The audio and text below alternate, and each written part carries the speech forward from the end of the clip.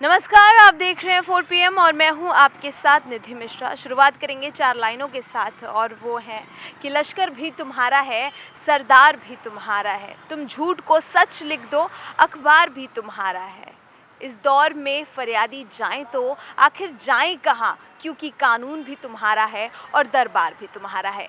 ये 4 लाइनें एक वीडियो दिखा रहे हैं हम आपको, उस पर फिट बैठती हैं कि कैसे एक फरियादी अपने मंत्री के पास फरियाद लेकर पहुंचता नहीं बल्कि पहुंचती है, अपना दुख जाहिर करती है, लेकिन मंत्री जी काजू खाते हैं, बादाम खाते, पता नहीं क्या खाते हैं, खाते खाते निकल जाते हैं। छोटी सी वीडियो दिखा देते हैं हम आपको।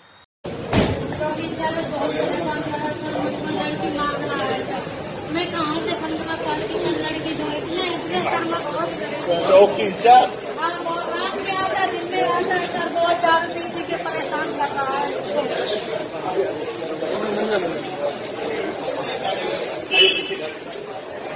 तो ये वीडियो है झांसी का और ये जो मंत्री हैं उनसे आप परिचित होंगे, नहीं परिचित हैं तो हम परिचित करवा देते हैं कि ये हैं इस समय पर जल शक्ति मंत्री, बड़े मंत्री हैं, बड़ा चेहरा हैं। और 2017 में जब भारतीय जनता पार्टी पहली बार योगी आदित्यनाथ जब पहली बार मुख्यमंत्री बने थे, उस दौरान उत्तर प्रदेश के प्रदेश अध्यक्ष भी रहे हैं स्वतंत्र देव सिंह, लगातार सुर्खियों में है। और ये वीडियो वायरल हो रहा है जिस तरह से एक महिला अपनी फरियाद लेकर, अपनी गुहार लेकर मंत्री के पास जाती है और किसी और की नहीं बल्कि चौकी इंचार्ज जो है उसकी शिकायत करती है। शिकायत में कहती है कि जो चौकी इंचार्ज है लगातार घर में घुस जाता है, बदतमीजी करता है, जिस तरह से परेशान करता है। और उसके साथ साथ क्योंकि भारतीय जनता पार्टी में हमेशा से देखा गया है कि बेटी बचाओ बेटी पढ़ाओ लगातार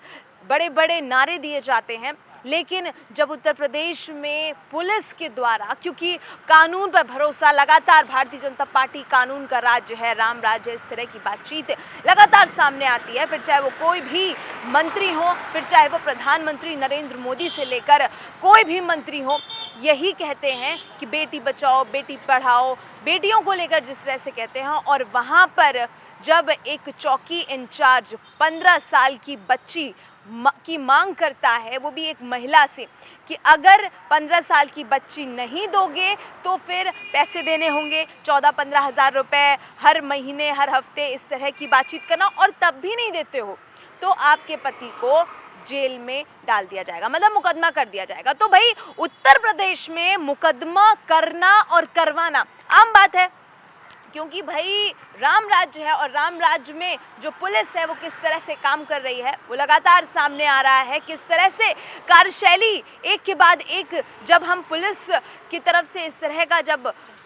देखते हैं, इस तरह की तस्वीरें देखते हैं तो बेहद विचलित कर देने वाली होती है, क्योंकि ये महिला एक आदिवासी महिला है और भारतीय जनता पार्टी में एक आदिवासी महिला को कितना सम्मान दिया जाता है वो आपने लंबे समय से सुना होगा कि अगर यदि किसी भी तरह से महिलाओं को सम्मान देने की बात आती है तो भारतीय जनता पार्टी हमेशा सर्वत्र रूप से प्राथमिकता रहती है, प्रथम स्थान पर रहती है। लेकिन जब चौकी इंचार्ज की इस तरह से फरियाद सुनाई गई, एक फरियादी गई, महिला गई अपनी आप बीती बताते हुए कि भाई मंत्री जी आए हैं, मंत्री जी से बात कहेंगे तो हो सकता है मंत्री जी कुछ करें, लेकिन मंत्री जी काजू खा रहे हैं, बादाम खा रहे हैं, चना खा रहे हैं, क्या खा रहे हैं पता नहीं, लेकिन जिस तरह से वो सिर्फ चौकी इंचार्ज, इस तरह का रवैया, और उसके बाद अपने काफिले के साथ निकल पड़ते हैं। लेकिन ऐसे में जब जांच कराई जाती है, पूछताछ की जाती है, जब जाहिर सी बात है क्योंकि सोशल मीडिया जिस तरह से फैल रहा है और लगातार वीडियो भी वायरल हो रही है, जिस तरह से पूछा गया झांसी की पुलिस से, तो पुलिस की तरफ से एक जो बयान है वो सामने आता है। बयान क्या है वो हम आपको सुनवा देते हैं। आज माननीय मंत्री जी के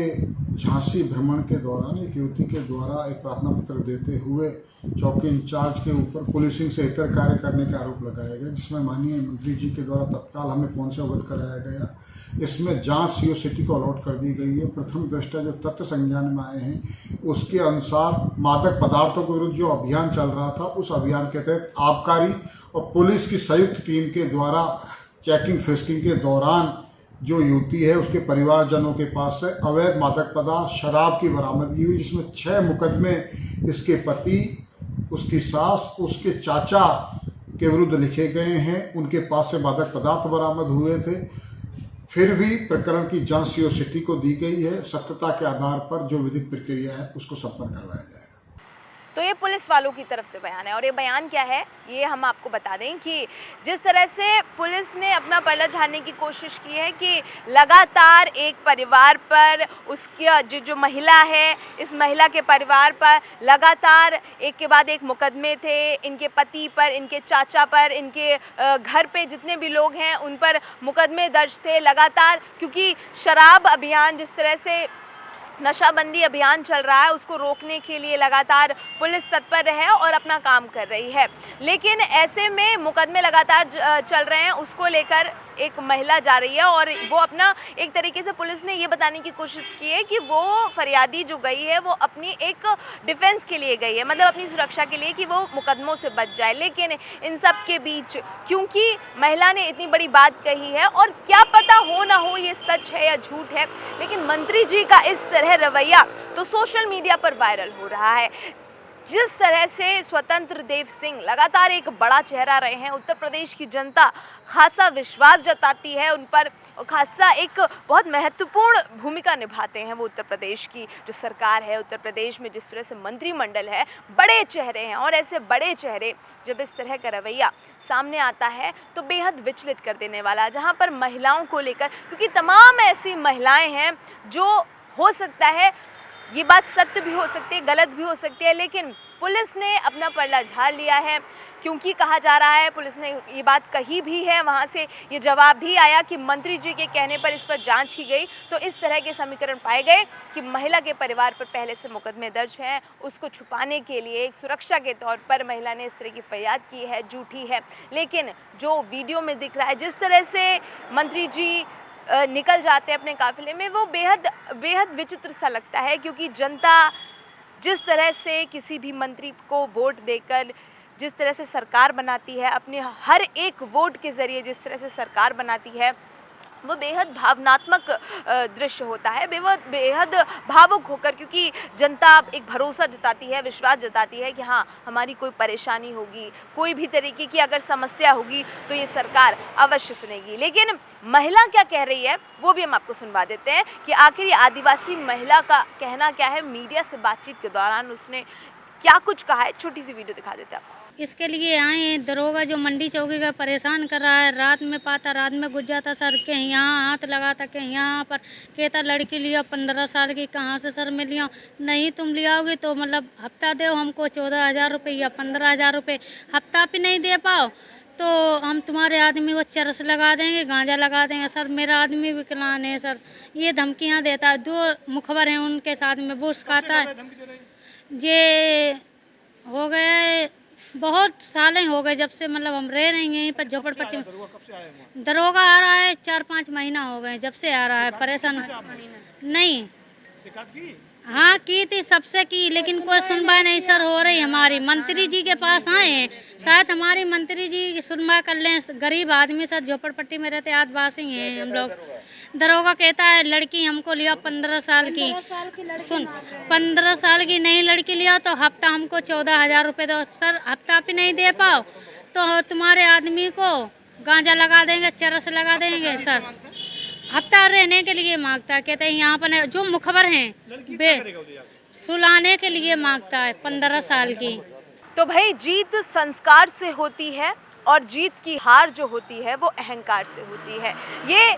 जिस तरह से ये जो समीकरण है वो किस तरह से सिद्ध होता है ये आप सभी जानते हैं, क्योंकि जब एक सत्ता हासिल की जाती है, जब एक जीत हासिल की जाती है वो संस्कार पर की जाती है, लेकिन जब उसी जीत को हारा जाता है तो वो अहंकार पर आ जाती है। और ये अहंकार किस तरह से सामने आएगा वो तो वक्त बताएगा, लेकिन इस तरह से उत्तर प्रदेश में मंत्रियों का जो रुख है, मंत्रियों का जो काम करने का तरीका है, और खासकर क्योंकि भाई बड़े मंत्री हैं, हो सकता है कि फरियादियों की फरियाद सुनते सुनते ऊब गए हों, लेकिन मंत्री जी फरियादियों की जो दुख है, परेशानी है, उन पर उनकी जो समस्या है उनका निजात कराना भी आपका फ़र्ज़ बनता है, आपका कर्तव्य बनता है, और ये आपकी एक तरीके की ड्यूटी है कि आपको इसे सही रूप से, सुचारू रूप से जांच करानी चाहिए, और सबकी बात को किस तरह से आपको कितना महत्वपूर्ण दृष्टि से देखना है, कितना उसको अच्छे से देखना है, ये आपकी जिम्मेदारी बनती है। क्या कुछ होगा इस रिपोर्ट में वो सब आपको बताएंगे 0 से 4 PM पर। मैं निधि मिश्रा, नमस्कार।